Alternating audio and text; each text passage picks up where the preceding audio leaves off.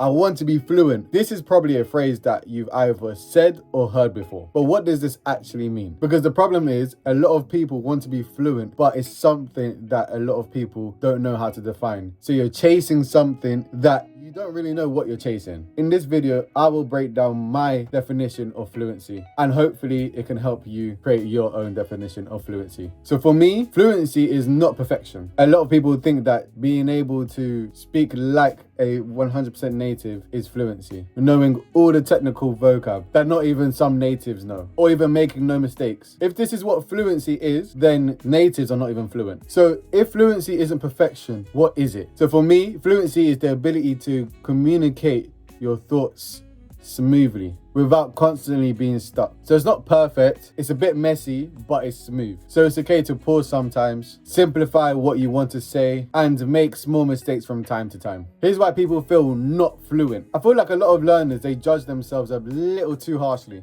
Some learners, I feel like they need to give themselves a break and not be too harsh, because learning a language is a real skill. It is a difficult thing to do, no matter which language. Even the easy languages, for example, let's say Spanish.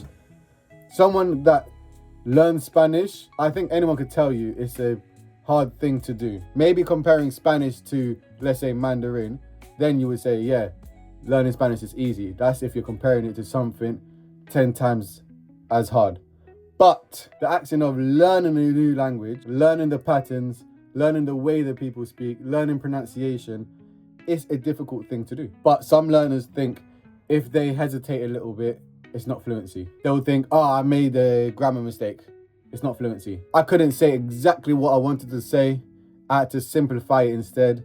So it's not fluency. But for me, fluency isn't about sounding like a native. It's just about getting your point across. When it comes to learning languages, no matter how long you've been learning the language for, you're going to constantly improve. This was my issue when I was setting goals. I would always say, yes, I want to be fluent in, let's say, French. But then when I got to a level where I felt like I can speak, it's still not fluent, but I can get my points across. People understand me, I understand them. I was thinking, wait, so what actually are my goals? There, I started to have this imposter syndrome. But then I decided to change my mindset. I decided to set different goals. So instead of just being fluent, because it's not that clear, I would say I want to be able to hold an hour conversation, or I want to be able to speak French during the whole day. These are measurable goals, and these will definitely help you to improve in any language you want to learn. So next time that you feel like you're not fluent, you actually might be closer than you think. As long as you constantly show up,